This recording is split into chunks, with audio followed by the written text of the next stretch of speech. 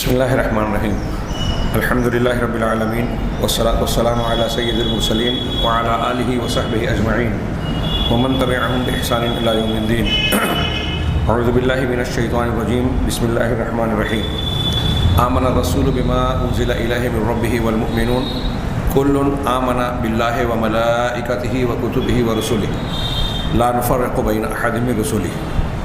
محترم حاضرین، اب تک کے درس میں ہم لوگوں نے عقیدے کا تعارف، اس سے متعلق کچھ بنیادی باتیں، اس کی ضرورت و اہمیت کے ساتھ ایمان کی 6 بنیادوں کا اجمالی تذکرہ پڑھا تھا، اور اس کے بعد ایمان باللہ کی تفصیلات ہماری نظر سے گزری۔ اب اس کے بعد ایمان کا دوسرا بنیادی رکن فرشتوں پر ایمان ہے، الایمان بالملائکہ، فرشتوں پر ایمان لانا یہ ہمارے ایمان کے ارکان میں سے ایک اہم رکن ہے۔ کسی شخص کا ایمان وہ ساری چیزوں کو مانتا ہو، اللہ کو، رسول کو، کتاب کو، آخرت کو، ساری چیزوں کو، لیکن اگر فرشتوں پر ایمان نہیں لاتا تو اس کا ایمان مکمل نہیں ہوگا، وہ مومن اور مسلمان نہیں کہلائے گا، کیونکہ وہ ایک ایمان کے ایک اہم رکن کو ترک کرنے والا کہلائے گا۔ اللہ تبارک و تعالیٰ نے قرآن مجید میں ارشاد فرمایا کہ نیکی یہ نہیں ہے کہ تم مشرق و مغرب کی طرف رخ کرو، آگے فرمایا وَلَكِنَّ الْبِرَّ مَنْ آمَنَ بِاللَّهِ وَالْيَوْمِ الْآخِرِ وَالْمَلَائِكَةِ وَالْكِتَابِ وَالنَّبِيِّينَ، لیکن نیکی یہ ہے اس شخص کی جو اللہ پر، آخرت کے دن پر، فرشتوں پر، کتابوں پر اور نبیوں پر ایمان لائے۔ سورہ بقرہ کی آخری 2 آیتیں جس کی بڑی فضیلت ہے، جناب محمد رسول اللہ صلی اللہ علیہ وسلم نے فرمایا کہ جو شخص کسی رات میں سورہ بقرہ کی آخری 2 آیتیں آمن الرسول سے اخیر تک پڑھ لے تو کفاتہ ہو، یہ 2 آیتیں اس کے لیے کافی ہوگی ہر پریشانی، دقت اور مصیبت سے۔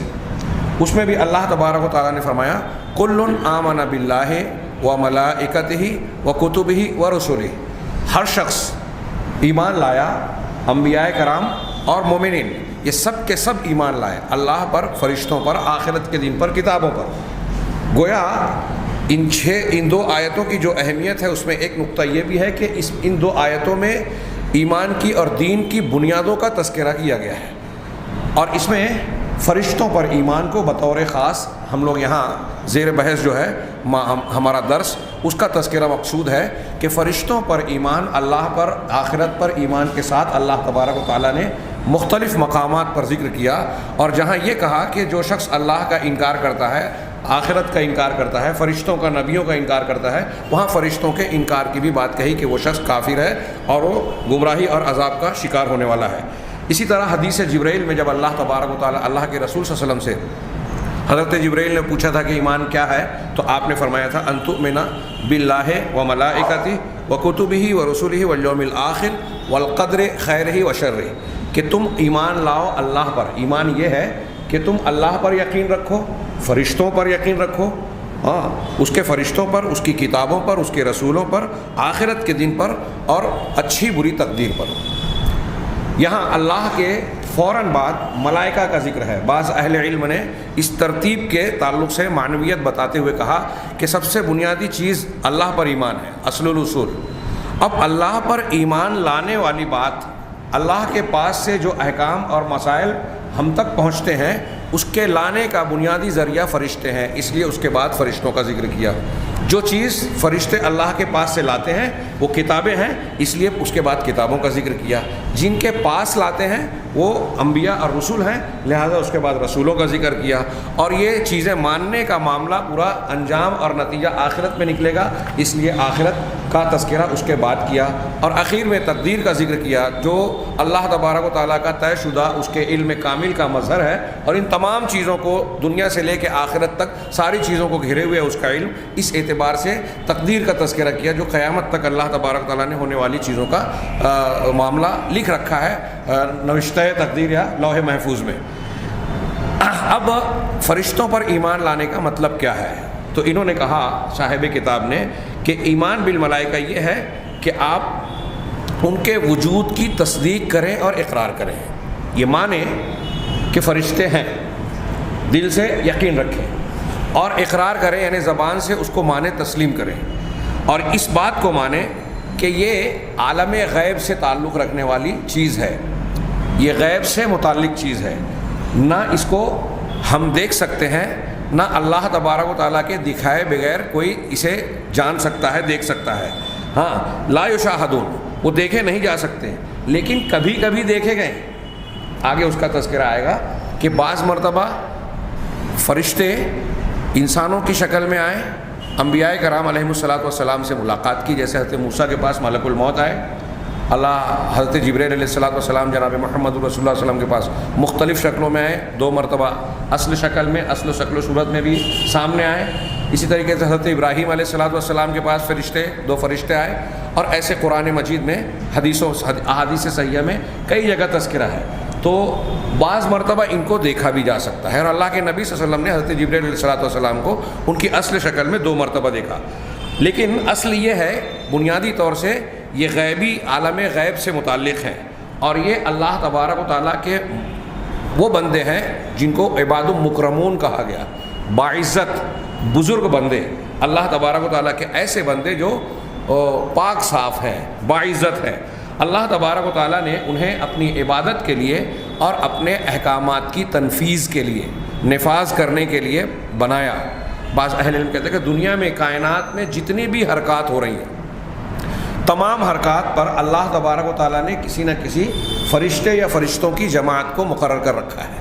ہاں، اس کا تذکرہ آگے آئے گا کہ کچھ فرشتوں کا تذکرہ اللہ تبارک و تعالیٰ نے، رسول اللہ صلی اللہ علیہ وسلم نے ان کے اعمال کے ذریعے سے کیا، بعض کا ناموں کے ساتھ کیا، اور ان کی تعداد اور عدد سے متعلق اس طرح کے بیانات ہیں جس سے پتہ چلتا ہے کہ ہمارے لیے ان کی صحیح تعداد نامعلوم ہے اور ہم اندازہ بھی نہیں لگا سکتے۔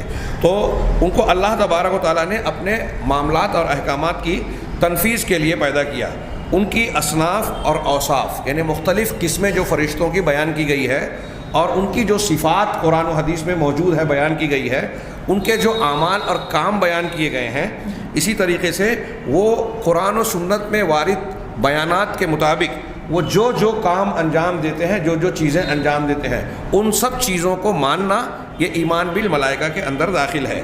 اسی طرح ان کے مقام و مرتبے کو، ان کی فضیلت کو، اللہ تبارک و تعالیٰ کے نزدیک ان کا کیا درجہ ہے، وہ کتنے مقرب ہیں، قرآن و حدیث میں جو اس کا تذکرہ ہے اس کو ماننا، اور یہ ماننا کہ وہ فرشتے جو ہیں مامورون مکلفون لا یقدرون الا علی ما اقدرہم اللہ تعالی علیہ۔ میں نے یہ عربی عبارت پڑھی اس جملے کو تھوڑا سا واضح کرنے کے لیے، اس کی اہمیت کی پیش نظر کہ اس کی ضرورت ہے کہ وہ فرشتے جو ہیں وہ مامور ہیں، یعنی اللہ تبارک و تعالیٰ کے حکم کے پابند ہیں، مکلف ہیں، یعنی ان کے اوپر جو اللہ تبارک نے جس پر جو ذمہ داری عائد کی ہے وہ اس کے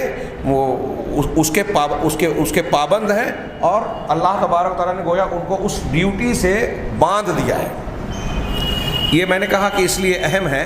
اس سے پہلے میں نے تذکرہ کیا کہ بعض علماء یہ بیان کرتے ہیں کہ پرانے ادیان میں فرشتوں کا جو تذکرہ تھا، ایسا لگتا ہے کہ بعض اقوام نے، جیسے ہمارے برادران وطن ہندو مذہب میں ہم دیکھتے ہیں کہ دیوی دیوتاؤں کا تصور ہے، اور ان دیوی دیوتاؤں کے تعلق سے انہوں نے مختلف کاموں کو بانٹ رکھا ہے کہ فلاں دیوی یا فلاں دیوتا اس کام کے لیے ہے، فلاں دیوتا اس کام کے لیے ہے، ہاں، کوئی آگ کا، کوئی سورج کا، کوئی ہوا کا، کوئی فلاں کا دیوتا۔ تو اس تفصیل کی بنیاد پر بعض اہل علم کا یہ خیال ہے، جس میں تھوڑا وزن بھی محسوس ہوتا ہے، کہ عین ممکن ہے کہ پچھلی آسمانی کتابوں اور ادیان میں جو فرشتوں پر ایمان کا بیان اور تذکرہ رہا ہو، اسی کو انہوں نے تبدیل کر دیا، اور فرشتوں کو دیوی اور دیوتاؤں کے نام سے الوہیت اور خدائی کا درجہ عطا کر دیا۔ اور انہیں ہم جانتے ہیں کہ کفار مکہ بھی فرشتوں کو مانتے تھے، اور انہوں نے اللہ کی شان میں گستاخی کرتے ہوئے یہ جرأت کر ڈالی کہ ان کو بنات اللہ، اللہ کی بیٹیاں تک کہا، جس کا قرآن نے شدید طور پر رد کیا کہ اللہ کی بیٹیاں کہتے ہیں، اپنے لیے بیٹے پسند کرتے ہیں۔ اللہ تبارک و تعالیٰ بیٹے بیٹیوں یا رشتے ناتوں سے کہیں بلند و بالا ہے، اس کو نہ اس کی ضرورت ہے، اور نہ وہ ان چیزوں سے متصف ہے۔ لم یلد ولم یولد، اس کا کوئی بیٹا نہیں، اور وہ کسی کا بیٹا نہیں، وہ کسی سے نہ، وہ کسی کی اصل ہے نہ کوئی اس کی اصل ہے، وہ کسی کی فرع ہے۔ اللہ تبارک و تعالیٰ القیوم ہے، بذات خود قائم ہے، اور پوری کائنات کو قائم رکھنے والا ہے۔ بہرحال یہاں میں یہ عرض کرنا چاہتا ہوں کہ اس بنیاد پر کہ فرشتوں پر ایمان کا تذکرہ پچھلی ایمانیات میں، ایمان کی چیزوں میں، دین ادیان میں حضرت آدم علیہ السلام کے دین سے لے کر جناب محمد رسول اللہ صلی اللہ علیہ وسلم کے دین تک کوئی فرق نہیں ہے. دین کی بنیادیں وہی ہیں. شرعی احکامات اور منہج میں حالات اور تقاضوں کے مطابق کچھ چیزوں میں تبدیلی رہی ہے مختلف زمانوں میں، لیکن دین کی بنیادیں سارے انبیاء کرام علیہ السلام کی ایک رہی، اور یہ دین کی بنیادوں میں سے ایک بنیاد ہے فرشتوں پر ایمان لانا.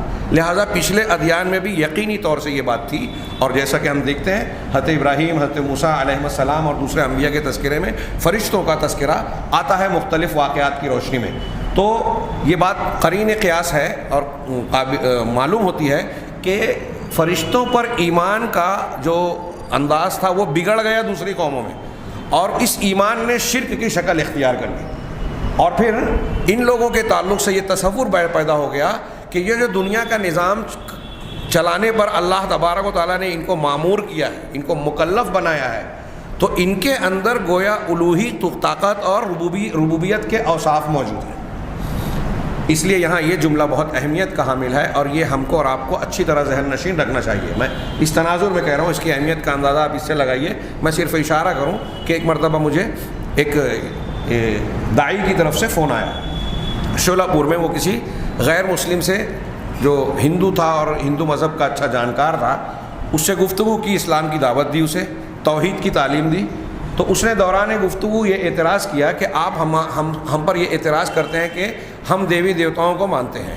مسلمانوں کے یہاں بھی تو ایسا ایمان ہے کہ وہ مختلف فرشتوں پر ایمان رکھتے ہیں، موت کا فرشتہ، بارش برسانے والا فرشتہ، پہاڑوں کا فرشتہ، منکر نکیر، فلاں اور فلاں، جو بھی اس نے مثال دی ہو اپنے علم کے مطابق. تو اس نے گویا یہ کہنے کی کوشش کی کہ جس طرح ہندو بہت سارے دیوی دیوتاؤں کو مانتے ہیں، ایسے ہی مسلمان بہت سارے فرشتوں کو مانتے ہیں، اور دونوں کا ماننا ایک جیسا ہے.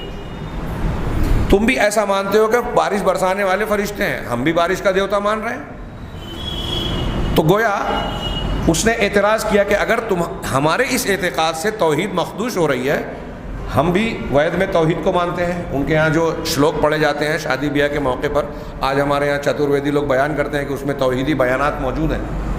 تو اگر تم ایسا مانتے ہو تو تمہارے یہاں کا بھی تو فرشتوں پر ایمان والا معاملہ جو ہے وہ ہمارے ہی عقیدے کی طرح ہے. تو اس داعی نے کہا کہ میں اس کا جواب دوں گا، اور انہوں نے مجھ سے استفسار کیا اس سلسلے میں. تو 2-3 جواب جو میں نے دیے اس میں ایک بنیادی جواب دیا کہ پہلی بات تو یہ کہ فرشتے مخلوق ہیں، خالق نہیں. دوسری بات یہ کہ فرشتے اللہ تبارک و تعالیٰ کے اختیارات میں، صفات اور خصوصیات میں معمولی درجے کے بھی شریک نہیں ہیں. تیسری بات یہ، اور سب سے اہم بات، وہ یہ جملہ جو یہاں بیان کیا کہ فرشتے اللہ کے احکامات کے پابند ہیں. قرآن نے کہا یفعلون ما یؤمرون، فرشتے وہی کام کرتے ہیں جس کا انہیں حکم دیا جاتا ہے، وہ اپنے اختیارات کے حامل نہیں ہیں. اور ابھی آپ آگے پڑھیں گے ایک دم آخر میں صاحب کتاب نے ذکر کیا کہ لفظ ملائکہ علوکہ سے بنا ہے، اس کے معنی ہے رسالت، نمائندگی. تو جو شخص اللہ تبارک تعالیٰ نے اس کو ملک کہا ہے ان کو، اور جمع ہے ملائکہ، تو ملائکہ کا لفظ ہی یہ بتاتا ہے کہ یہ اللہ تبارک و تعالیٰ کے پیامبر ہیں، پیغام لانے والے ہیں. پیغام لانے والا جو کسی کا پیغام کسی تک پہنچاتا ہے، کسی کا حکم کسی تک جو ہے لے جاتا ہے، یا کسی کے حکم کی تنفیذ کرتا ہے، وہ خود با اختیار نہیں ہوتا، مالک نہیں ہوتا، مالک کے معاملات اور اختیارات میں دخل انداز نہیں ہوتا. ایسے ہی فرشتوں کا معاملہ ہے کہ فرشتے اللہ تبارک و تعالیٰ کہ مقدس مخلوق تو ہے، لیکن یہ اللہ کے بندے ہیں، اللہ تعالیٰ کے احکامات کے پابند ہیں. یہ جواب اور یہ بات ہمیشہ ذہن نشین رکھنا چاہیے، اس لیے کہ اس سے بعض اہل شرک مغالطہ دینے کی کوشش کرتے ہیں. تو اللہ تبارک و تعالیٰ نے ان کو مکلف اور مامور کیا ہے، پابند بنایا ہے اپنے احکامات کا، اور جس کو جو ذمہ داری دی ہے وہ اس سے آگے پیچھے نہیں ہوتا. اور فرشتے اتنی ہی قدرت رکھتے ہیں، یہ سب اسی بات کی تفصیل ہے، اتنی ہی قدرت اور طاقت رکھتے ہیں جتنی اللہ تبارک و تعالیٰ نے انہیں طاقت اور قدرت دی ہے، اس سے زیادہ نہیں. لہذا فرشتوں کے تعلق سے یہ عقیدہ کہ ہم ان کو مختلف کاموں پر مامور مانتے ہیں، ہمارے عقیدے میں یہ بات نہیں ہے کہ وہ اللہ تبارک و تعالیٰ کے کسی بھی طرح شریک ہیں. اللہ تبارک و تعالیٰ کو ان فرشتوں کی کوئی حاجت نہیں ہے، یہ بھی دھیان میں رکھنا ہے. انما امرہ اذا اراد شیئا ان یقول لہ کن فیکون۔ کائنات کے نظام پر اللہ نے مختلف فرشتوں کو مامور کر رکھا ہے، ان کے سپرد کیا ہے مختلف کاموں کو، لیکن اس کا یہ مطلب نہیں ہے کہ اللہ تعالیٰ ان کاموں کو کرنے کے لیے فرشتوں کا محتاج ہے۔ بغیر فرشتوں کو بھی اگر اللہ چاہے انما امرہ، اس کا معاملہ تو یہ ہے کہ جب وہ کوئی کام کا ارادہ کرتا ہے تو صرف کن کہتا ہے، ہو جا، تو وہ ہو جاتی ہے۔ بغیر فرشتوں کے بھی ایسا ہو سکتا ہے۔ غزوہ بدر اور احد میں فرشتوں کو اللہ تبارک و تعالیٰ نے مسلمانوں کو کی مدد کے لیے نازل کیا اور بتایا کہ یہ جو فرشتوں کا نزول ہوا یہ مسلمانوں کی تسلی کے لیے ہے، ان کی تقویت کے لیے ہے، ان کے دل کی مضبوطی کے لیے ہے، ورنہ اللہ تبارک و من نصر الا من عند اللہ کہ مدد تو اللہ کی جانب سے ہے جو عزیز ہے، غالب ہے، حکمت والا ہے۔ بغیر فرشتوں کے بھی وہ مدد کر سکتا تھا اور کرنے والا تھا، لیکن یہ فرشتوں نے مومنوں کی دلجوئی کے لیے اللہ تبارک و تعالیٰ نے فرشتوں کو نازل فرمایا۔ اور وہاں غزوہ بدر میں بھی ہم بعض روایتوں میں تذکرہ ہے کہ بعض صحابہ نے بعض ایسے لوگوں کو دیکھا جن کا جب تذکرہ کیا نبی کریم صلی اللہ علیہ وسلم کی طرف کے پاس تو کہا کہ وہ فرشتہ تھا جسے تم نے دیکھا اور جس نے جو فلاں کافر کو مارا، تو وہ صحیح مسلم کی حدیث ہے۔ اللہ تبارک و تعالیٰ نے، آگے میں بڑھ رہا ہوں، اللہ تبارک و تعالیٰ نے ان فرشتوں کو نور سے پیدا کیا، جیسا کہ حضرت عائشہ صدیقہ ام المومنین رضی اللہ تعالی عنہا کی حدیث میں ہے کہ رسول اللہ صلی اللہ علیہ وسلم نے فرمایا خلقت الملائکۃ من نور وخلق الجان من مارج من نار وخلق آدم مما وصف لکم، کہ فرشتوں کو نور سے، روشنی سے پیدا کیا گیا، اور جنوں کو، جن کو پیدا کیا گیا آگ کے شعلے سے، اور انسانوں کو اسی چیز سے جو تم سے بیان کیا گیا۔ قرآن میں بتایا گیا کہ کھنکھناتی مٹی سے اور مختلف الفاظ آئے ہیں، تو انسانوں، فرشتوں کو نور سے پیدا کیا گیا، یہ نوری مخلوق ہے۔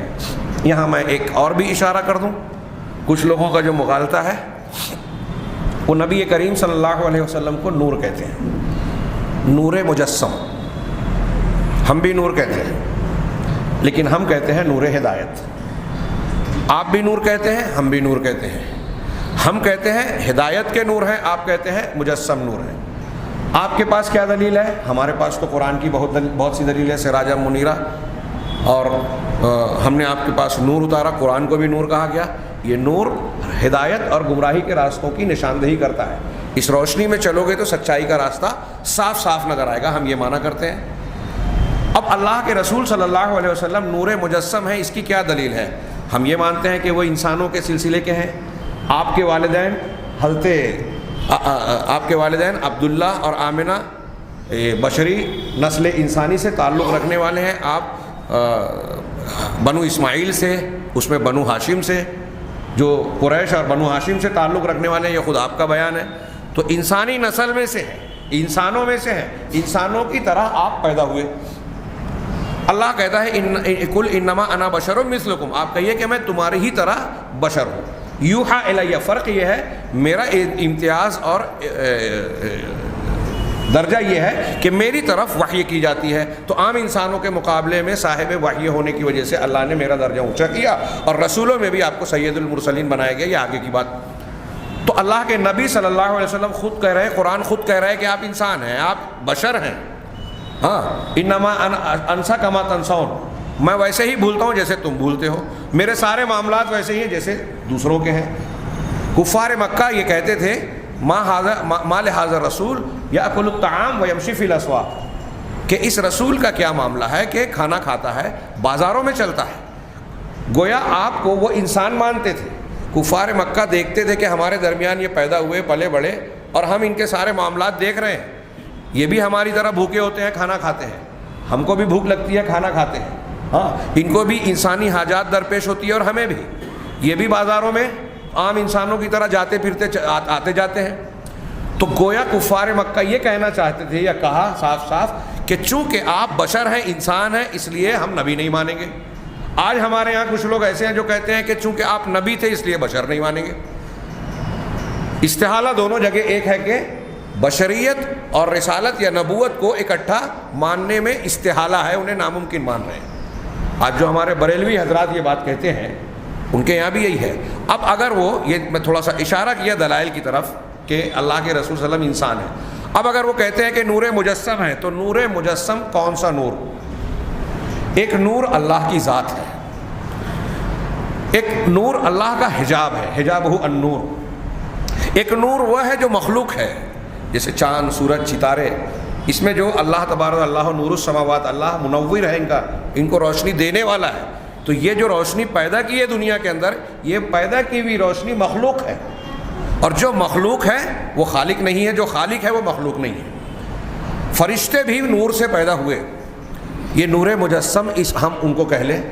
اب آپ بریلوی حضرات سے ہم یہ سوال کریں کہ اگر آپ نبی کریم صلی اللہ علیہ وسلم کو نور مجسم کہہ رہے ہو، تو کیا آپ یہ کہنا چاہتے ہو کہ نبی کریم صلی اللہ علیہ وسلم اللہ کے نور کے ٹکڑے ہیں؟ وہ کہتے بھی ہیں۔ اگر ایسا کر رہے ہیں تو یہ شرک اکبر ہے۔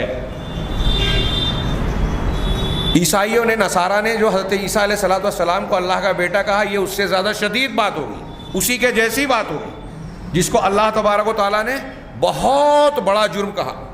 تکاد السماوات یتفطرن منہ وتخر الجبال، کیا ہے، وتنشق الارض وتخر الجبال حدا ان دعوا للرحمن ولدا، قریب ہے کہ آسمان پھٹ پڑے، زمین شق ہو جائے اور یہ پہاڑ ریزہ ریزہ ہو جائے۔ کیوں؟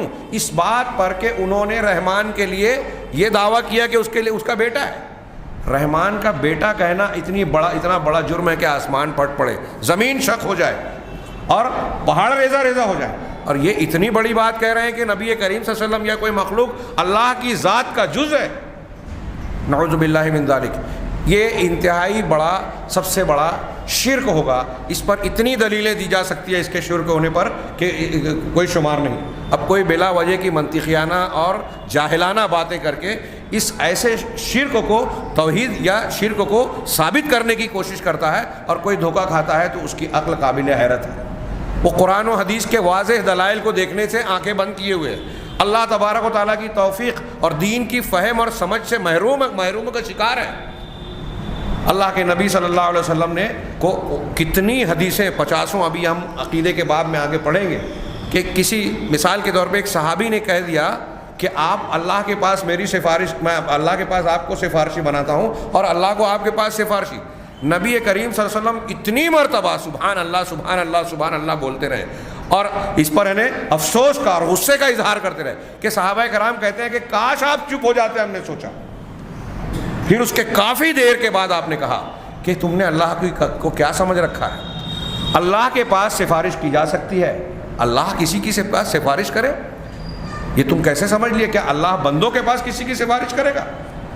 تم نے اللہ تبارک و تعالیٰ، اللہ کی ذات اس سے کہیں بلند و بالا ہے۔ تو یہ ایسی کتنی چیزیں کہ نبی کریم صلی اللہ علیہ وسلم نے جناب باری تعالیٰ میں ہم کو بندگی کے آداب سکھائے ہیں، بتائے ہیں، اور ان آداب کو اور اللہ کے نبی صلی اللہ علیہ وسلم کا بذات خود اللہ کے سامنے بندگی اختیار کرنا، جھکنا، عاجزی اختیار کرنا، اپنے آپ کو انتہائی عاجز بندہ بتانا، دعاؤں میں کہنا اللہم انی عبدک، اے اللہ میں تیرا بندہ ہوں، وابن عبدک تیرے بندے کا بیٹا ہوں، وابن امتک تیری بندی کا بیٹا ہوں، ناصیتی بیدک میری پیشانی تیرے ہاتھ میں ہے، ماضٍ فی حکمک میرے سلسلے میں تیرا ہی فیصلہ نافذ ہوتا ہے۔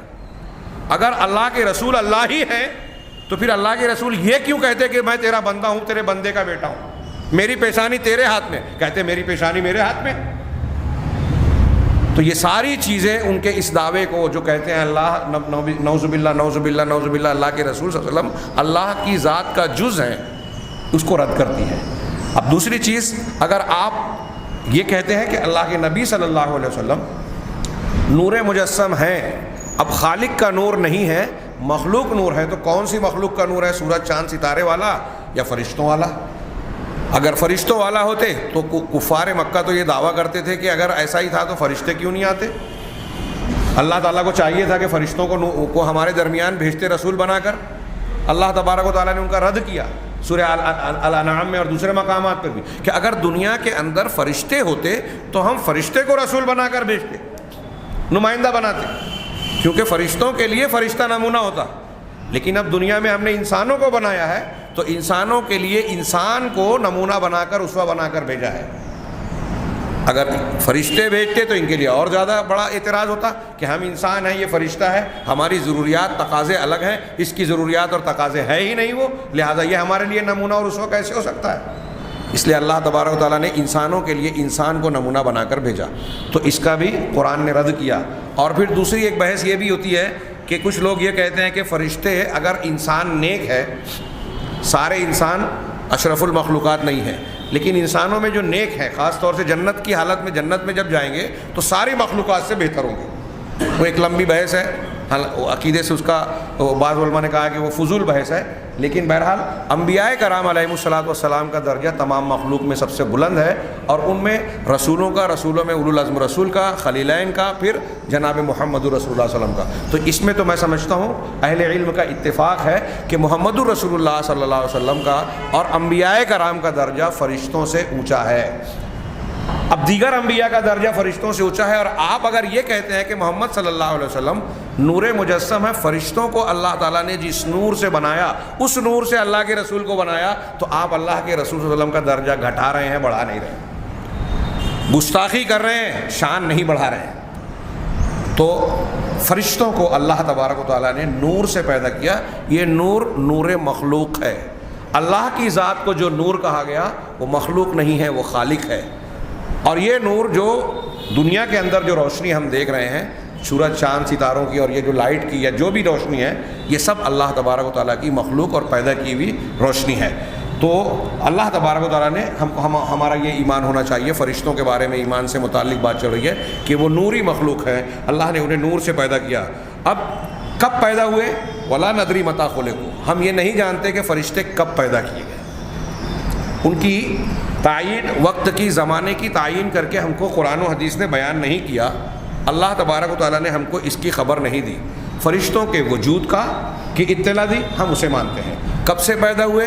اگر کوئی شخص اس کو معلوم کرنے کے لیے بلا وجہ پیچھے پڑتا ہے تو ایسی چیزوں کے پیچھے پڑتے ہیں جس کو شریعت نے بتایا نہیں، یعنی ہمیں اس کی ضرورت نہیں ہے۔ اگر ضرورت ہوتی تو قرآن و حدیث اسے ضرور بیان کرتے۔ اور آج کل ہمارے یہاں کچھ لوگ دین اور شریعت سے متعلق ایسی معلومات اور سوالات کے پیچھے زیادہ پڑے رہتے ہیں جس کا ہمارے ایمان، عقیدے اور عمل سے کوئی تعلق اور فائدہ نہیں ہوتا۔ بہرحال اس معاملے میں بھی نہیں پڑھنا چاہیے، انہوں نے کہا۔ لیکن ہم یہ جانتے ہیں کہ فرشتوں کی ولادت جو ہے وہ ہمارے باپ آدم علیہ السلام کی پیدائش سے بہت پہلے کی ہے، یہ ہمیں پتہ ہے، کیونکہ قرآن مجید میں اللہ تبارک و تعالیٰ نے یہ بتایا کہ جب اللہ تبارک و تعالیٰ نے انسان کو پیدا کرنے کا ارادہ کیا، آدم علیہ السلام کو بنانے کا ارادہ کیا اور فرشتوں کو تذکرہ کیا، تو فرشتوں نے سوال کیا وَإِذْ قَالَ رَبُّكَ لِلْمَلَائِكَةِ إِنِّي جَاعِلٌ فِي الْأَرْضِ خَلِيفَةً، جب تمہارے پروردگار نے یہ کہا کہ فرشتوں سے کہا کہ میں زمین میں خلیفہ جانشین بنانے والا ہوں۔ کچھ لوگ یہاں کہتے ہیں کہ اللہ کا جانشین، اور علامہ ابن تیمیہ اور بعض لوگوں کو اس پر شدید اعتراض ہے کہ اللہ کا جانشین کہنا شرک تک پہنچ سکتا ہے۔ ہاں، کہ اللہ تعالیٰ کا کوئی جانشین نہیں ہوتا۔ جانشین کس کا ہوتا ہے؟ جو غیر موجود ہو۔ ایک آدمی اگر صدر، جیسے ہمارے صدر نائب صدر ہوتا ہے، نائب صدر اس وقت چلتا ہے جب صدر موجود نہ ہو، اس کی غیر حاضری میں نیابت کرتا ہے نائب صدر، ایسی سیکریٹری وغیرہ جو بھی عہدہ ہو، تو نیابت اصل کے غائب ہونے کی حالت میں ہوتی ہے۔ اب اللہ تبارک و تعالیٰ کی نیابت کون کرے گا؟ اللہ تعالیٰ کیا کبھی غائب ہوتا ہے یا غائب ہو سکتا ہے، غیر موجود ہو سکتا ہے؟ سوال ہی پیدا نہیں ہوتا۔ اس لیے خلیفہ جو جانشین کے معنی میں ہے، اس معنی میں اللہ کو خلیفہ بولنا واقعی درست نہیں ہے۔ اس معاملے میں لوگوں نے بڑی تفصیلات لکھی، بعض کتابیں بھی لکھی گئی ہیں، بلکہ یہ کہا گیا ہے کہ اللہ تبارک و تعالیٰ کا خلیفہ انسان کوئی نہیں ہو سکتا، انسان کا خلیفہ اللہ ہوتا ہے۔ جیسے سفر کی جو دعا ہے مکمل، اس میں اللہ کے رسول صلی اللہ علیہ وسلم نے بتایا اللہم انت الصاحب فی السفر والخلیفۃ فی الاہل، اے اللہ تو سفر میں ہمارا صاحب ساتھی ہے اور اہل و عیال میں خلیفہ ہے، جانشین ہے، ہماری غیر موجودگی میں تو دیکھ بھال کرنے والا ہے، تو نگرانی کرنے والا ہے۔ تو انسان کا خلیفہ اس حدیث کے مطابق اللہ بن رہا ہے، اللہ ہے، اللہ کا خلیفہ کوئی نہیں ہوگا۔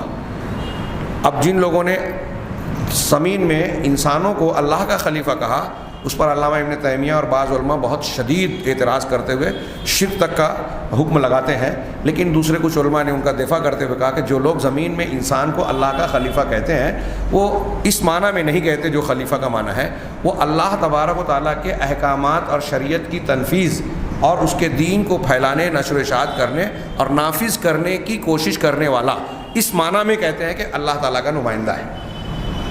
یہ تعویل کرتے ہیں ہاں، اور ایک حدیث سے بھی استدلال کرتے ہیں، وہ حدیث صحیح نہیں، الانسان خلیفۃ اللہ فی الارض ہے نا، وہ کہ انسان زمین میں اللہ کا خلیفہ ہے. یہ حدیث کسی طرح 3 سند سے آتی ہے، تینوں ضعیف ہے، ناقابل حجت ہے. بہرحال یہ حدیث بھی صحیح نہیں ہے. ہاں، اس کا جو معنی لوگوں نے کیا وہی زیادہ صحیح نظر آتا ہے کہ خلیفہ کا معنی کیا.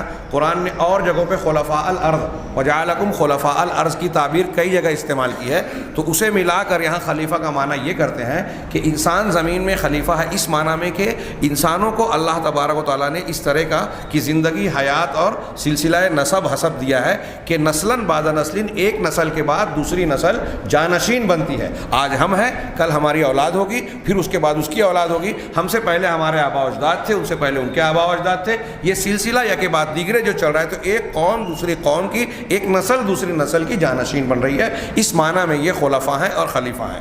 بہرحال جو بھی ہو، اللہ کے رسول اللہ تبارک و تعالیٰ نے فرشتوں سے کہا کہ میں زمین میں خلیفہ بنانے والا ہوں. خلیفہ سے مراد یہاں آدم علیہ السلام تھے، اور اللہ تبارک و تعالیٰ نے ان کو، ہاں، اس سے پتہ چلا کہ جب آدم کو پیدا کرنے کا ارادہ اللہ کر رہا ہے، اس وقت فرشتوں کو خبر دے رہا ہے. اس کا مطلب آدم علیہ السلام کی پیدائش سے پہلے سے جو ہے فرشتے موجود تھے. پھر جب آدم کو بنا لیا تو ان کو اپنی اس مخلوق کی پیدا کرنے کے بعد ان کو حکم دیا کہ اس کو سجدہ کرو. فَإِذَا سَوَّيْتُهُ وَنَفَخْتُ فِيهِ مِن رُوحِي، جب میں نے آدم کو ٹھیک ٹھاک درست کر دیا، اس کا تسویہ کر دیا، یعنی ٹھیک ٹھاک بنا دیا، ہاں، اور اس میں اپنی روح پھونک دی، تو فَقَعُوا لَهُ سَاجِدِينَ، تو ان کے لیے سجدے میں گر پڑو، سجدہ ریز ہو جاؤ. فرشتوں کو یہ حکم دیا. یہ واقعہ آپ جانتے ہیں. اس سے صرف یہاں یہ استدلال کر رہے ہیں صاحب کتاب کہ اس سے معلوم ہوتا ہے کہ فرشتے حضرت آدم کی ولادت سے پہلے موجود تھے.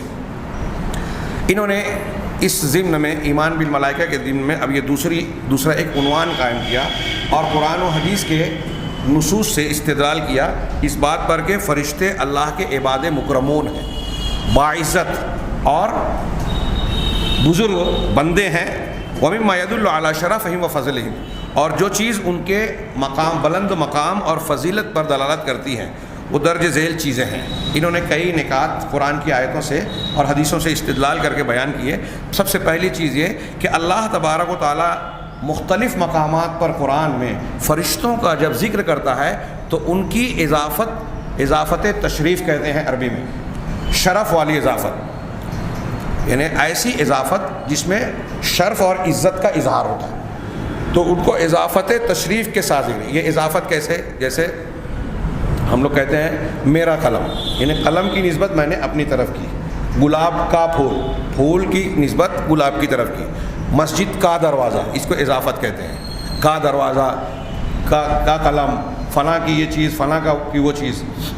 اب اللہ تبارک و تعالیٰ کسی چیز کے بارے میں کہے کہ یہ چیز اللہ کی ہے، اللہ تبارک و تعالیٰ کی طرف جو اضافت ہوتی ہے وہ 2 طرح کی ہوتی ہے. ایک اضافت اعیان، ایک اضافت اوصاف.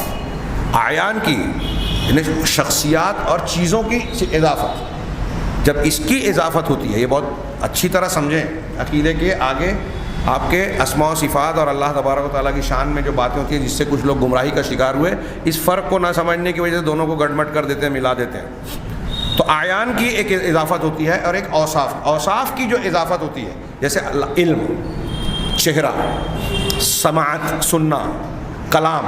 اب ہم کہیں گے کلام اللہ، اللہ کا کلام، علم اللہ، اللہ کا علم. تو علم کی اضافت اللہ کی طرف، یہ صفت کی اضافت ہے. جب صفت کی اضافت کی جاتی ہے تو یہ صفت اللہ کا جز مانی جاتی ہے. جیسے اللہ کی صفات اللہ کی ذات کا حصہ ہیں، الگ نہیں ہے. لیکن جو اعیان کی صفت کی اضافت ہے، جیسے بیت اللہ، ناقۃ اللہ. حضرت صالح علیہ السلام کی قوم نے جب معجزہ مانگا کہ ایک گابن اونٹنی پہاڑ سے نکلے تو ہم آپ پہ ایمان لائیں گے، انہوں نے دعا کی اور یہ معجزہ اللہ نے دیا. تو اس کو وہ جو اونٹنی نکلی تھی اس کے بارے میں قرآن نے کہا ناقۃ اللہ، اللہ کی اونٹنی. تو یہ اعیان کی صفت ہے. اب یہاں سوال ہی نہیں پیدا ہوتا کہ اللہ کی صفت ہو، یہ اللہ تعالیٰ کی طرف نسبت، یہ اللہ تبارک و تعالیٰ کی نسبت اس کے مقام، اس کے شرف کو بتا رہی ہے. بیت اللہ، اللہ کا گھر، عام مسجدوں کو بھی ہم کہتے ہیں، اور بیت اللہ الحرام اس کا مرکز ہے. تو بیت اللہ، کسی ایک گھر کو اللہ کی طرف اضافت کرنا، یہ اس گھر کی عزت اور مقام کو بتا رہا ہے. ایسے ہی اللہ تبارک و تعالیٰ نے قرآن مجید میں بار بار مختلف مقامات پہ کہا وَمَلَائِکَتُ، اللہ کے فرشتے. تو یہ فرشتوں کی نسبت خود اللہ کی طرف کرنا، یہ ان کے لیے اضافت تشریف ہے، ان کے شرف اور مقام کو واضح کرتا ہے. تو کہا جیسے قرآن نے کہا کُلٌّ آمَنَ بِاللَّهِ وَمَلَائِکَتِهِ، ان میں سے ہر کوئی ایمان لایا اللہ پر اور اس کے فرشتوں پر. اللہ نے اس کے کہا، اپنے کہا، مطلب اضافت کی اپنی طرف فرشتوں کی. اسی طریقے سے اللہ تعالیٰ کا یہ فرمان وَمَن يَكْفُرْ بِاللَّهِ وَمَلَائِکَتِهِ، جو اللہ کا کفر کرے، انکار کرے، اور اس کے فرشتوں کا، اللہ کے فرشتوں کا. وَقَوْلُهُ مَنْ كَانَ عَدُوًّا لِلَّهِ وَمَلَائِکَتِهِ، جو اللہ کا دشمن ہو اور اس کے فرشتوں کا دشمن ہو. ایسے قرآن میں آپ کو 50 مقام ملیں گے جہاں اللہ تبارک و تعالیٰ نے فرشتوں کی نسبت حضرت جبرائیل یا روح کی نسبت اپنی طرف کی ہے، اضافت کی ہے. یہ ان کے شرف کو بتاتی ہے. اسی طریقے سے قرآن مجید میں اللہ تبارک و تعالیٰ نے کئی مقامات پر اپنی گواہی کے ساتھ فرشتوں کی گواہی کا ذکر کیا. اپنی صلات کے ساتھ فرشتوں کی صلات کا معنی میں دونوں میں فرق ہوگا. ہاں ابھی آیت پڑھیں تو وہاں وضع کرتا ہوں. جیسے اللہ تعالیٰ کا فرمان شہد اللہ انہ لا الہ الا ہو والملائکہ، اللہ نے اس بات کی گواہی دی، اللہ نے گواہی دی کہ اللہ کے سوا کوئی معبود برحق نہیں ہے. اللہ کی گواہی کہاں ہے؟ ایک ہندو سے بولیں گے، ایک عیسائی سے بولیں گے اللہ گواہی دے رہا ہے کہ وہ ایک معبود ہے، اسی کی پوجا کرو، تو کہے گا کہ کہاں ہے گواہی؟ تو اللہ کی گواہی قرآن ہے جو اس نے نازل کیا. اللہ کی گواہی رسول ہیں، رسولوں کی تعلیمات ہیں. اللہ کی گواہی آفاق ہے، کائنات کی ایک ایک چیز ہے. اللہ کی گواہی انسان کا اپنا وجود ہے، کائنات کی ایک ایک چیز ہے. وہ دلیلیں سمعی، سننے والی، دیکھنے والی اور پھر سمجھنے والی، ان چیزوں کو ملائیں تو دنیا کا ہر انسان کتنا بھی جاہل ہو، پڑھا لکھا ہو، اللہ تبارک و تعالیٰ کو وحدہ لا شریک ماننے پر مجبور ہوگا. یہ اس کی فطرت میں ہے. اور اللہ نے اس کی گواہی دی، سب سے بڑی ذات نے سب سے بڑی بات پر گواہی دی. کس بات کی؟ توحید کی، کہ اللہ الہ الا ہو، نہیں ہے کوئی معبود برحق مگر وہی. والملائکۃ، اور فرشتوں نے بھی گواہی دی. اللہ نے اپنی گواہی کا تذکرہ کیا اور اس کے بعد فرشتوں کا تذکرہ کیا. اس سے معلوم ہوتا ہے کہ فرشتوں کا کیا مقام ہے اللہ کی مخلوق میں. اور پھر اس کے فوراً بعد، یہاں آیت میں وہ نہیں ہے، وہ ہمارے لیے محل استشہاد نہیں ہے، لیکن علامہ ابن قیم نے ذکر کیا ہے کہ اس کے بعد اللہ نے کہا وَأُولُو الْعِلْمِ قَائِمًا بِالْقِسْطِ، اور اہل علم بھی جو انصاف کے تقاضے پر قائم ہیں. علامہ ابن قیم اس آیت کو نقل کر کے کہتے ہیں کہ اس سے علماء دین کی فضیلت اور دوسروں کے مقابلے میں سب سے اونچا مقام ثابت ہوتا ہے. کیوں؟ اس لیے کہ اللہ نے اپنا تذکرہ کیا گواہی میں، اپنے بعد فرشتوں کا تذکرہ کیا، اور فرشتوں کے بعد علماء کا تذکرہ کیا. علامہ ابن قیم کہتے ہیں کہ اگر اللہ کی مخلوق میں علماء سے بڑھ کر کوئی اور فضیلت والا ہوتا، کوئی کسی کا اور درجہ ہوتا، تو اللہ تعالیٰ یہاں ان کا تذکرہ کرتا. اب علماء میں درجات ہیں، سب سے اعلیٰ درجے کے انبیاء ہیں، سب سے اعلیٰ درجہ انبیاء کا ہے، پھر انبیاء کے وارثین جیسے جیسے ہوں گے، صحابہ، تابعین، ائمہ وغیرہ. تو علماء کا بھی درجہ معلوم ہو رہا ہے، لیکن ان سے پہلے فرشتوں کا درجہ اور مقام معلوم پڑ رہا ہے. اسی طرح اللہ تبارک و تعالیٰ نے سورہ احزاب میں فرمایا ان اللہ وملائکتہ یصلون علی النبی، یقیناً اللہ اور اس کے فرشتے نبی پر صلاۃ بھیجتے ہیں. اب اللہ تعالیٰ کا صلاۃ بھیجنا کیا ہے؟ ہم صلاۃ بھیجتے ہیں تو ہمارا مطلب کیا ہوتا ہے؟ ہم کہتے ہیں اللہم صلی علی محمد وعلی آل محمد، درود ابراہیمی ہے، اللہم صلی اللہ علیہ وسلم. یہ مختلف صیغے اور الفاظ ہم کہتے ہیں. تو اس کا مطلب کیا ہوتا ہے؟ ہم درود بھیج رہے ہیں، گویا دعا ہے. فرشتے صلاۃ بھیجتے ہیں تو رحمت و استغفار کی دعا ہوتی ہے، اس سے مراد. اللہ جب درود بھیجتا ہے تو اس کا مطلب کیا؟ اللہ کس سے دعا کرے گا؟ اللہ کا دعا کرنے کا سوال ہی پیدا نہیں ہوتا، اللہ تو خود دینے والا. تو اللہ تبارک و تعالیٰ کی صلاۃ کا مطلب ہے نزول رحمت. اور بعض علماء نے کہا، امام بخاری کہتے ہیں کہ راجح بات یہ ہے، انہوں نے نقل کیا بعض سلف علماء کرام سے یہ قول کہ اللہ تبارک و تعالیٰ کا صلاۃ بھیجنے کا مطلب ہے اللہ تبارک و تعالیٰ کا اپنے فرشتوں کے درمیان اپنے بندوں کی تعریف کرنا. نبی کریم صلی اللہ علیہ وسلم صلاۃ بھیج رہا ہے، مطلب نبی کریم صلی اللہ علیہ وسلم کی فرشتوں کے درمیان اللہ تعالیٰ تعریف کرتا ہے، ثنا بیان کرتا ہے. اور ایک معنی رحمت کے نزول کا بھی ہے، نازل فرماتا ہے. بہرحال تو یہ اللہ صلاۃ کا، بہرحال یہاں محل استشہاد یہ ہے کہ اللہ نے اپنی صلاۃ کے تذکرے کے بعد فرشتوں کے صلاۃ کا تذکرہ کیا. اس سے ان کے مقام اور مرتبے کا اندازہ لگایا جاتا ہے۔ اسی طریقے سے اللہ تبارک و تعالیٰ نے قرآن مجید میں کئی مقامات پر فرشتوں کو کرم اور اکرام کے الفاظ کے ساتھ، ان کے مشتقات کے ساتھ ذکر کیا ہے، یعنی وہ باعزت ہیں، وہ بندے ہیں جن کی عزت اور اکرام کیا جاتا ہے، معزز ہیں، خود عزت والے ہیں، پاکیزہ ہیں۔ جیسے قرآن کا یہ فرمانا اللہ تعالیٰ نے سورہ عبس میں فرمایا بِأَيْدِي سَفَرَةٍ كِرَامٍ بَرَرَةٍ،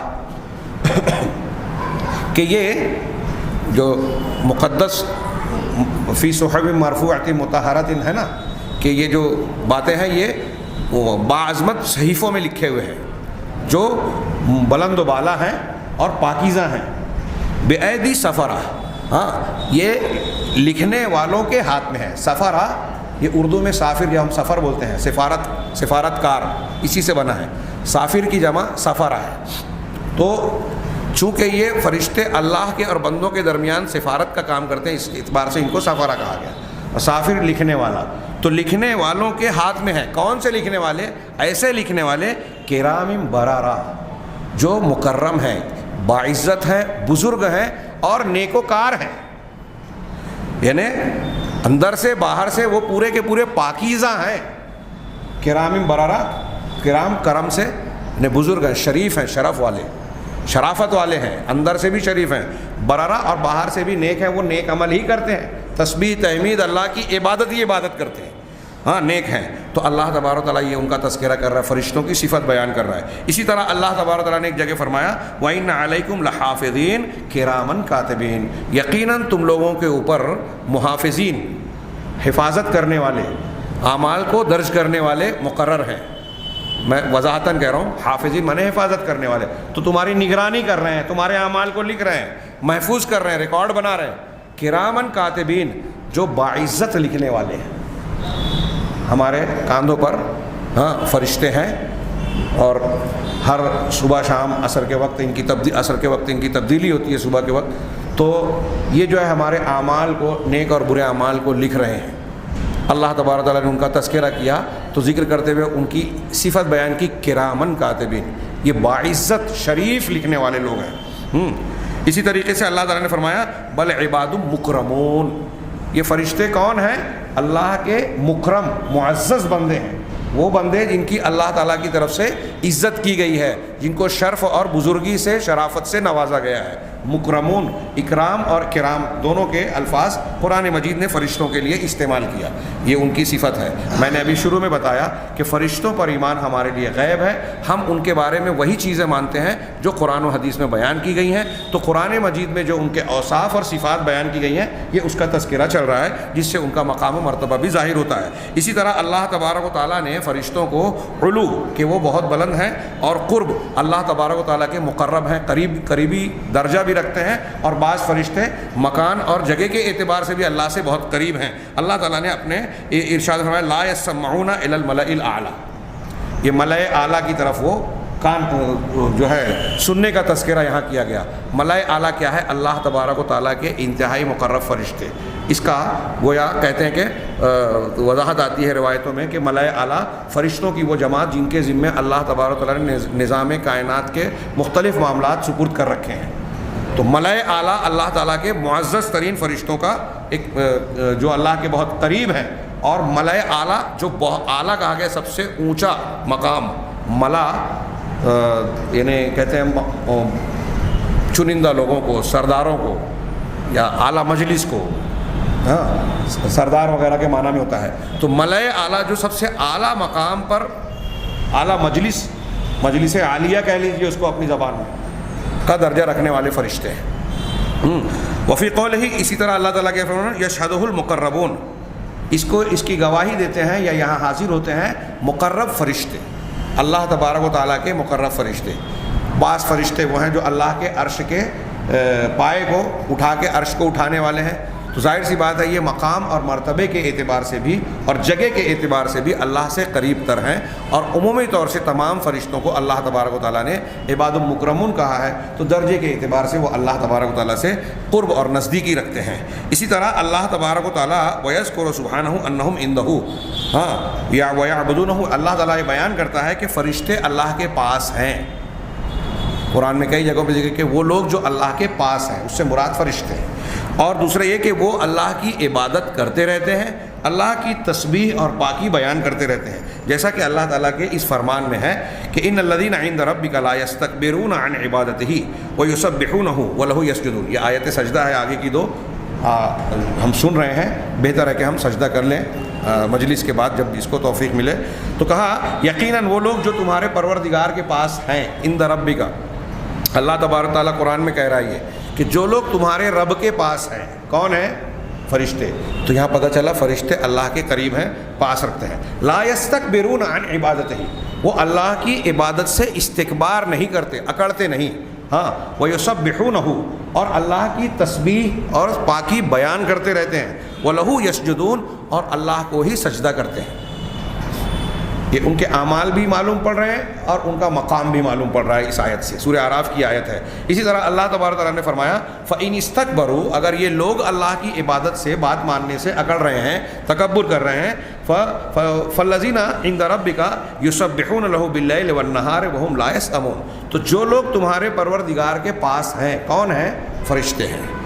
یہ جو انہوں نے ذکر کیا کہ فرشتے اللہ سے قریب ہیں، قرب نزدیکی رکھتے ہیں، تو یہ استدلال کر رہے ہیں ان آیتوں سے کہ جو لوگ تمہارے پروردگار کے پاس ہیں وہ رات اور دن اللہ کی تسبیح بیان کرتے رہتے ہیں، وَهُمْ لَا يَسْأَمُونَ، اور وہ تھکتے نہیں، اللہ کی عبادت کرتے ہوئے تھکتے اکتاتے نہیں، رکتے نہیں ہیں۔ یہ مختلف الفاظ قرآن مجید میں آئے ہوئے ہیں۔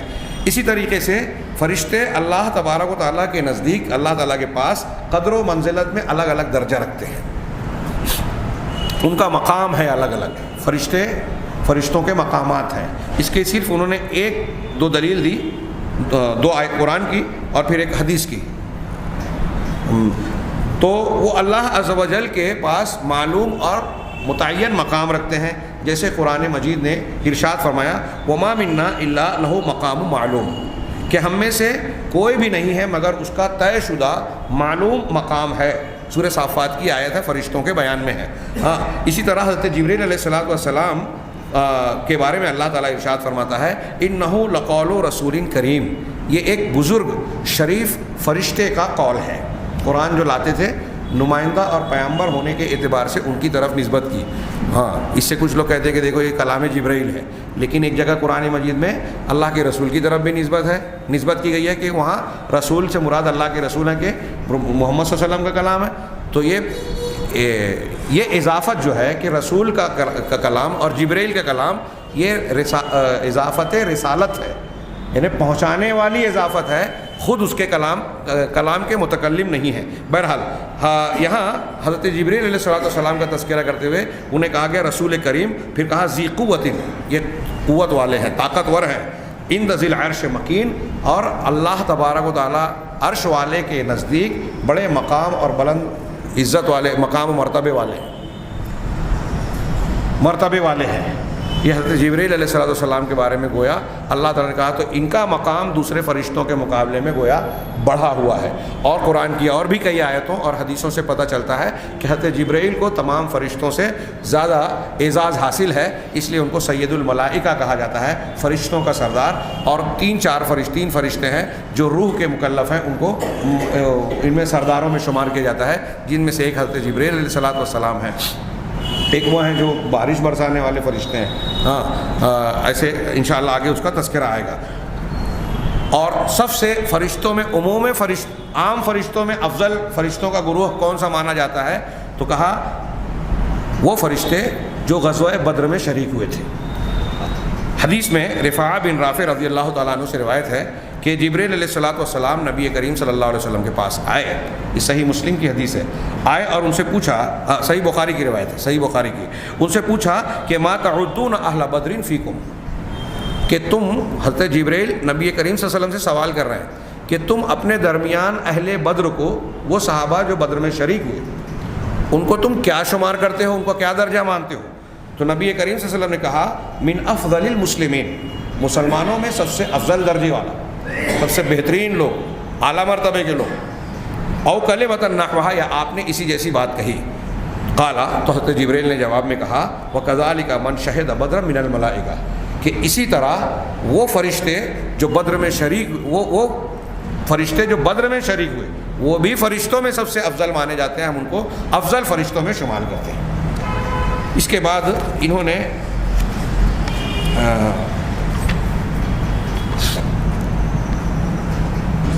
ایک چیز اور بھی بیان کر دیتے ہیں کہ فرشتوں کی خلقی یعنی پیدائشی کچھ خصوصیات جو قرآن و حدیث نے بیان کی، ایک تو ہے جو ان کی جو ہے عملی صفات ہیں، سیرت کی صفات ہیں، کردار کی، ایک ہے ان کی پیدائشی صفات، یعنی پیدائش میں فرشتے کیسے ہیں، اللہ تبارک و تعالیٰ نے انہیں کیسے بنایا، ہم نے دیکھا نہیں ہے، ہاں اصلی شکل صورت میں خاص طور سے یہ ہمارے لیے بار بار میں نے شروع میں تذکرہ ہوا کہ یہ عالم غیب سے متعلق ہے، اس کے اور غیب سے متعلق جو چیزیں ہیں اس پر ہمارے ایمان کا تقاضا یہ ہے کہ جتنا بتایا گیا ہے اتنا مانا جائے، نہ اس سے کم نہ اس سے زیادہ۔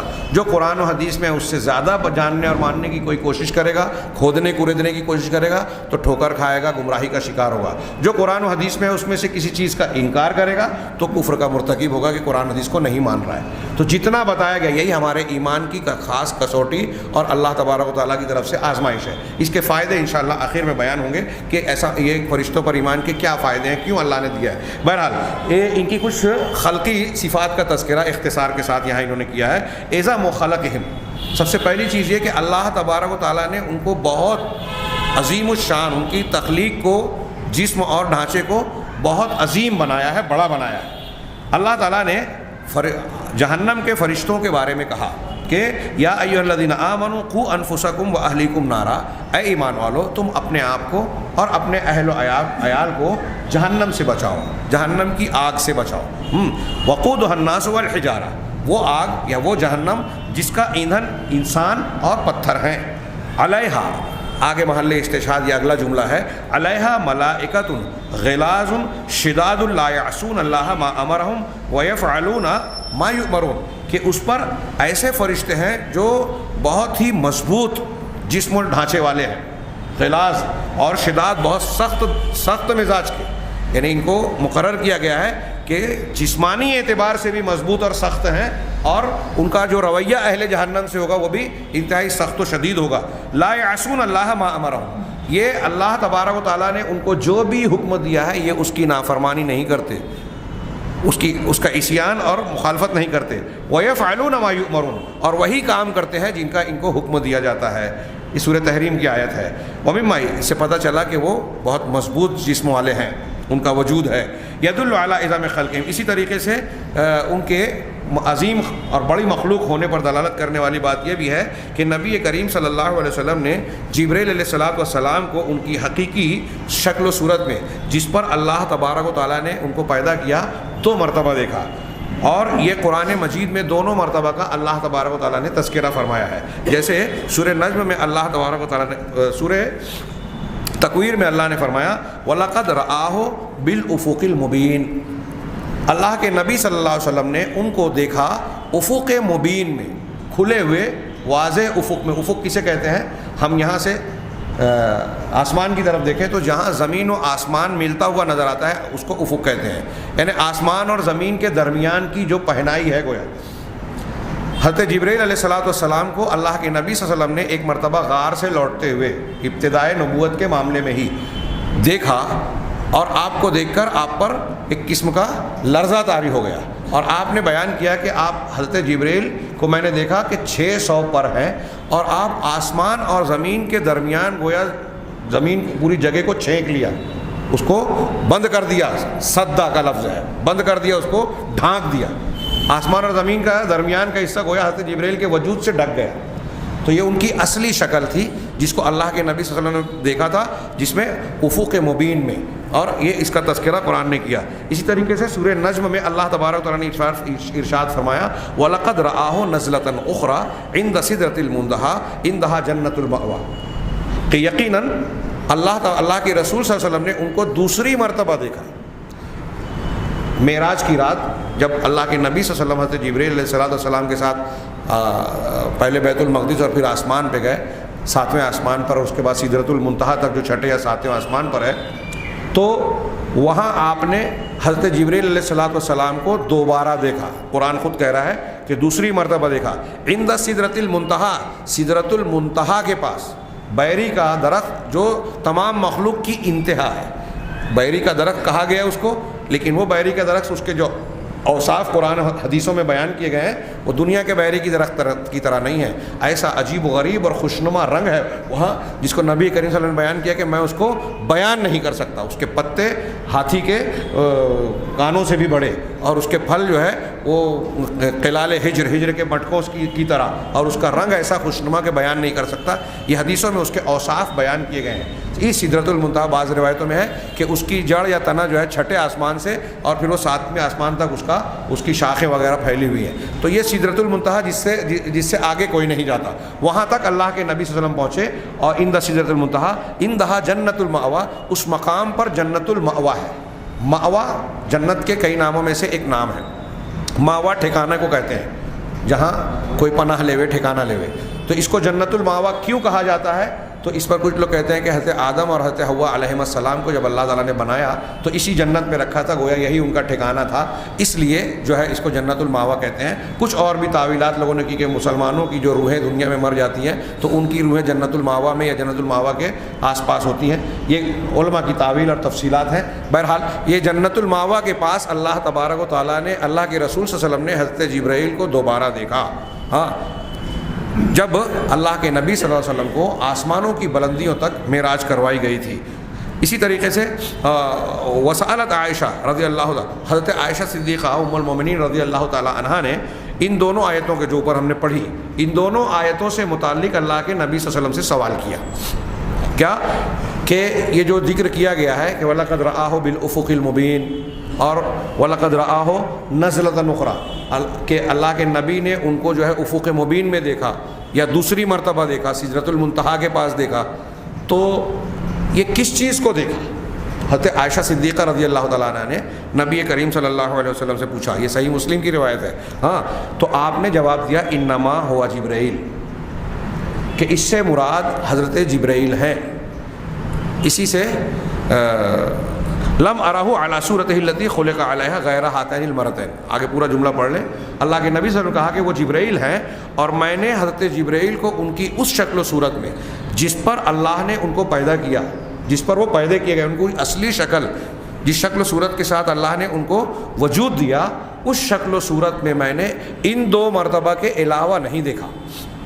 یعنی نبی پاک صلی اللہ علیہ وسلم فرما رہے ہیں کہ یہ جو 2 مرتبہ قرآن میں تذکرہ ہے، ان 2 مرتبہ میں نے حضرت جبرائیل علیہ السلام کو ان کی اصل شکل میں دیکھا جس پر اللہ نے ان کو پیدا کیا۔ باقی حضرت جبرائیل اللہ کے نبی صلی اللہ علیہ وسلم کے بار بار آتے تھے، وحی لے کر آتے تھے۔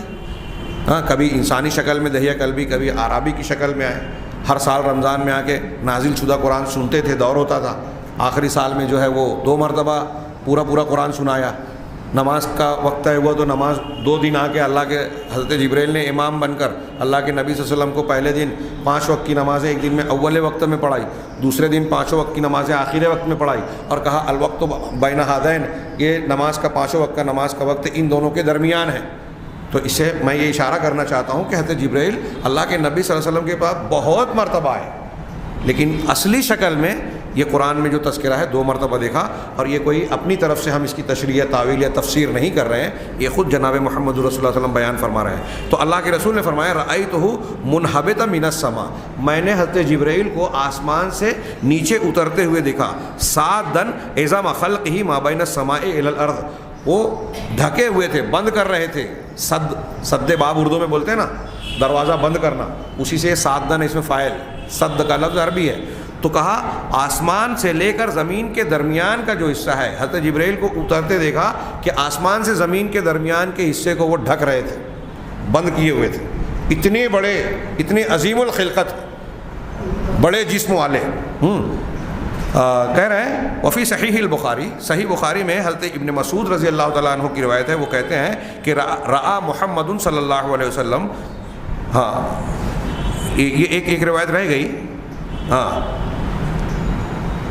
کہ حضرت عائشہ صدیقہ سے سوال کیا گیا دوسری روایت، اس روایت کو بیان کرنے کے بعد یہاں انہوں نے دوسری روایت کا ذکر کیا کہ ام المومنین حضرت عائشہ صدیقہ رضی اللہ تعالیٰ عنہ سے سوال کیا گیا اللہ تعالیٰ کے اس قول کے بارے میں، ثم دنا فتدلی، ثم دنا فتدلی، یہ سورہ نجم کی آیت ہے۔ اللہ کے رسول جب معراج پہ گئے، یہ سدرۃ المنتہا تک پہنچے، اور پھر اس کے بعد کا تذکرہ ہے کہ پھر آپ قریب ہوئے اور اترے، ثم دنا، اور پھر نازل ہوئے، اتر گئے۔ ہاں، اس سے بعض لوگوں نے یہ کہا کہ اللہ کے نبی صلی اللہ علیہ وسلم اللہ سے قریب ہوئے، لیکن یہ تفسیر صحیح نہیں ہے، مرجوح ہے، اور عام طور سے علماء اہل سنت کی اکثریت اس کا رد کرتی ہے۔ معراج کی رات، معراج کے وقت اللہ کے رسول صلی اللہ علیہ وسلم نے اللہ تبارک و تعالیٰ کو دیکھا یا نہیں دیکھا، اس میں سلف کا بھی کچھ اختلاف ہے، بعض صحابہ کی تعبیرات کا اختلاف ہے۔ اگر غور سے دیکھیں تو وہ کوئی بہت بڑا بنیادی اختلاف نہیں ہے۔ ہاں، یہ بات بہرحال دلیلوں سے یہ ثابت ہوتی ہے کہ اللہ کے رسول صلی اللہ علیہ وسلم نے معراج کی شب اللہ تعالیٰ سے کلام تو کیا لیکن دیدار نہیں کیا، کیونکہ مسلم شریف کی بالکل صاف حدیث ہے۔ کئی دلیلوں میں سے ایک دلیل یہ ہے کہ حضرت بزرگ غفاری نے اللہ کے رسول صلی اللہ علیہ وسلم سے ڈائریکٹ سوال کیا، براہ راست پوچھا کہ کیا آپ نے اپنے پروردگار کو دیکھا؟ تو آپ نے کہا نور انا اراہو، کہ اللہ ایک نور ہے، میں کیسے دیکھ سکتا ہوں؟ حجابہ النور، ہاں اس کا حجاب نور ہے۔ ایسی روایتوں میں بالکل صراحت ہے کہ آپ نے نہیں دیکھا، اور خود ام المومنین کہتے ہیں کہ جو شخص یہ کہتا ہے کہ اللہ کے رسول صلی اللہ علیہ وسلم نے اللہ کو دیکھا، وہ جھوٹ بیان کرتا ہے، غلط بیانی سے کام لیتا ہے۔ تو یہ آیت میں ثم دنا، پھر اللہ کے نبی قریب ہوئے اور اترے، اس سے مراد کیا ہے؟ حضرت عائشہ ام المومنین سے جب سوال کیا تو اللہ کے حضرت عائشہ نے بیان کیا انما ذالک جبرائیل علیہ السلام، کہ اس سے مراد جو قریب ہوئے تھے نبی کریم صلی اللہ علیہ وسلم سے، اس سے مراد حضرت جبرائیل ہے۔ کانا یأتیہ فی صورت الرجال، حضرت جبرائیل اللہ کے رسول صلی اللہ علیہ وسلم کے پاس انسانوں کی شکل میں، مردوں کی شکل میں آتے تھے۔ وَإِنَّهُ أَتَاهُ فِي هَذِهِ الْمَرَّةِ فِي صُورَتِهِ الَّتِي هِيَ صُورَتُهُ، اس مرتبہ حضرت جبرائیل اللہ کے رسول صلی اللہ علیہ وسلم کے پاس اس شکل و صورت میں آئے جو ان کی اصلی صورت تھی۔ فَسَدَّ أُفُقَ السَّمَاء، تو انہوں نے آسمان کے افق کو جو ہے بھر دیا، یعنی اس کے درمیان حائل ہو گئے، پورا ایسا ہو گیا جیسے پورا کا پورا ڈھک گیا ہو۔ یہ حضرت عائشہ صدیقہ رضی اللہ تعالیٰ عنہ نے فرمایا، یہ بھی صحیح مسلم میں ہی ہے۔ پھر اس کے علاوہ صحیح بخاری میں حضرت عبداللہ ابن مسعود کی روایت ہے کہ آپ فرماتے ہیں کہ انہ قال رأى محمد صلی اللہ علیہ وسلم جبرائیل لہ 600 جناح، کہ اللہ کے رسول صلی اللہ علیہ وسلم نے حضرت جبرائیل کو دیکھا تو آپ کے 600 پر تھے۔ 600 پر کا ہونا، آسمان اور زمین کے درمیان آپ کے وجود کا بھر دینا، ہاں اس کو ڈھک دینا، اور 600 پر کا ہونا، یہ ان کی عظیم الخلقت ہونے کی دلیل ہے کہ بہت بڑا وجود ہے حضرت جبرائیل علیہ السلام کا۔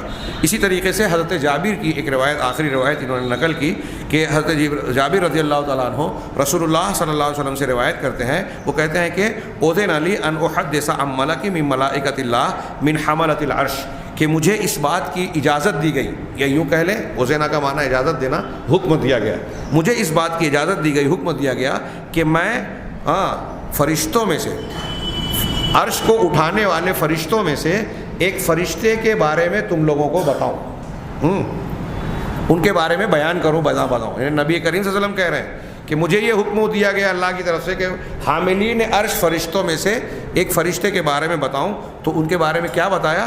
انما بین شحمۃ اذنہ الی عاتقہ مسیرۃ 700 عام، کہ ان حاملین عرش فرشتوں میں سے ایک فرشتے کا حال یہ ہے، صرف سبھی کا ہوگا، کہ ایک کا حال یہ ہے کہ اس کے کان کی لو سے لے کر اس کے کاندھے کا جو فاصلہ ہے وہ درمیان میں 700 سال کا فاصلہ ہے، 700 سال کی دوری ہے، فاصلہ ہے۔ یعنی اس فاصلے کو طے کرنے کے لیے اگر کوئی چلے گا، اب وہ یہ کون سی چال چلے گا، گھوڑے کی، اونٹ کی، پیدل کی، یہ تذکرہ نہیں ہے، جو عمومی رفتار ہو، تو 700 سال لگے گا لو، کان کی لو سے لے کر کندھے تک کا سفر کرنے میں۔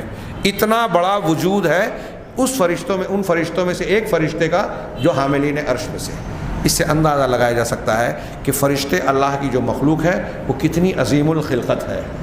فرشتوں پر ایمان کے یہاں میں یہ درس روک رہا ہوں، آگے بعض خلقی صفات کا تذکرہ ہے، یہاں ہم کو یہ چیزیں اگر سامنے اور مد نظر رکھیں، ذہن نشین رکھیں، تو اس سے کئی چیزوں کا فائدہ ہوتا ہے۔ ایک یہ کہ جو پروردگار اتنی عظیم مخلوق کا خالق ہے، اتنی عظیم مخلوق اس کے تابع فرمان ہے، اس کی خود اللہ کی عظمت کیسی ہوگی۔ جب ہم دیکھتے ہیں کہ یہ چیز اتنی بڑی ہے تو اس کا بنانے والا کتنا بڑا، پہاڑ کو دیکھیں، اس سے بڑا پہاڑ، پھر زمین کو، پھر سورج کو، ستاروں کو، پھر آسمان کو، اتنی بڑی بڑی مخلوقات، تو ان کا پیدا کرنے والا خالق کتنا عظیم اور کتنا بڑا ہے۔ ایسے ہی جب ہم یہ جانیں کہ فرشتے اتنی بڑی مخلوق ہیں، اتنے طاقتور ہیں، ابھی آگے اس کا تذکرہ آئے گا۔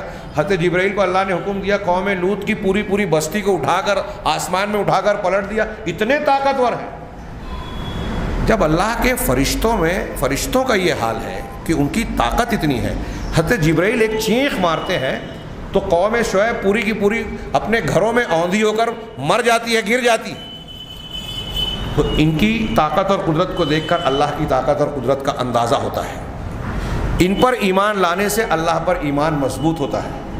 ان پر ایمان لانے کے بعد انسان کو اپنی بے وقتی، عاجزی اور بے قدرتی کا اندازہ ہوتا ہے کہ ہم کس بات پر اترائیں، گھمنڈ کریں، انانیت کا شکار ہوں، اللہ کے اور اس کے دین کے سامنے اکڑیں۔ کون سی طاقت اور قوت ہے، اور اگر ہم میں بہت بڑی طاقت حاصل بھی کر لی تو کون سا ہم کس کا اللہ تبارک و تعالیٰ کی کیا بگاڑ لیں گے۔ اللہ کے ایک ایک فرشتے کا یہ حال ہے کہ ہماری پوری برستی میں صرف چیخ مار دے تو سب کے سب مر جائیں، اٹھا کر پلٹ سکتا ہے، اللہ کا عذاب اللہ کے حکم سے لا سکتا ہے۔ اس کی مخلوق کا یہ عالم ہے تو اللہ کا کیا عالم ہوگا۔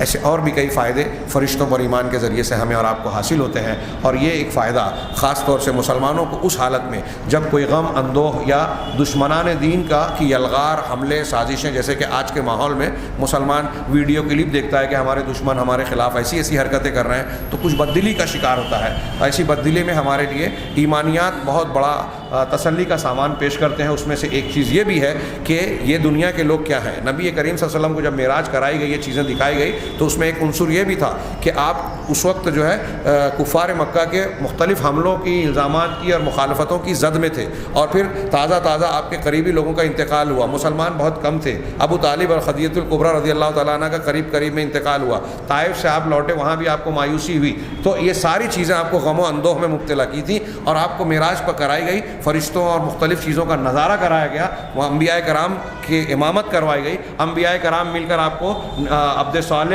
اور اخ صالح کہہ رہے ہیں اور آپ پر ایمان لا رہے ہیں۔ تو گویا یہ کہا گیا، اللہ کی طرف سے بتایا گیا کہ یہ دنیا کے کچھ کفار آپ پر آج ایمان نہیں لا رہے ہیں، آپ کو تکلیف دے رہے ہیں، تو اس سے بددل ہونے کی ضرورت نہیں ہے۔ یہ سارے انبیاء آپ پر ایمان لا رہے ہیں، آپ کی امامت میں نماز پڑھ رہے ہیں، یہ فرشتے آپ کے تائید میں ہیں، جس میں سے صرف جبرائیل کا یہ حال ہے کہ آپ نے سدرۃ المنتہا پر دیکھا کہ وہ اتنے بڑے ہیں کہ آسمان اور زمین کے درمیان کا حصہ ڈھک جائے صرف ان کے ایک کے وجود سے۔ کتنی عظیم مخلوق ہے، یہ اللہ کے تابع فرمان ہے، یہ آپ کی خدمت کر رہے ہیں، یہ آپ پر ایمان رکھتے ہیں۔ پھر یہ کفار اور دنیا کے چھوٹے موٹے بے حیثیت لوگ، وقت کے فرعون، نمرود، ابو جہل اگر آپ کی اور ہماری مخالفت کریں تو ان کی کوئی حیثیت اور وقت نہیں۔ اللہ تبارک و تعالیٰ کی بندگی کرنے والے اور مومن بندوں کی تائید اور ان کے حق میں دعائے خیر کرنے والے یہ فرشتے ہیں جو اللہ کی عبادت سے کبھی تھکتے نہیں۔ اللہ تبارک و تعالیٰ کی عبادت کرنے والے اور اس کی تابع فرمان مخلوق میں سے ایک مخلوق صرف فرشتے ایسے ہیں، تو ہمیں اور آپ کو بددل ہونے کی ضرورت نہیں ہے کہ اگر مخالفین، دشمنان دین کی تعداد ہے تو کتنی بھی تعداد ہوا کرے، صرف فرشتوں کی تعداد کے مقابلے میں ان کی کوئی حیثیت نہیں ہے۔ اللہ تبارک و تعالیٰ سے دعا ہے کہ وہ ہمیں صحیح ایمان کو سمجھنے، اس کے تقاضوں کو پورا کرنے کی توفیق عطا فرمائے۔ وآخر دعوانا الحمدللہ رب العالمین۔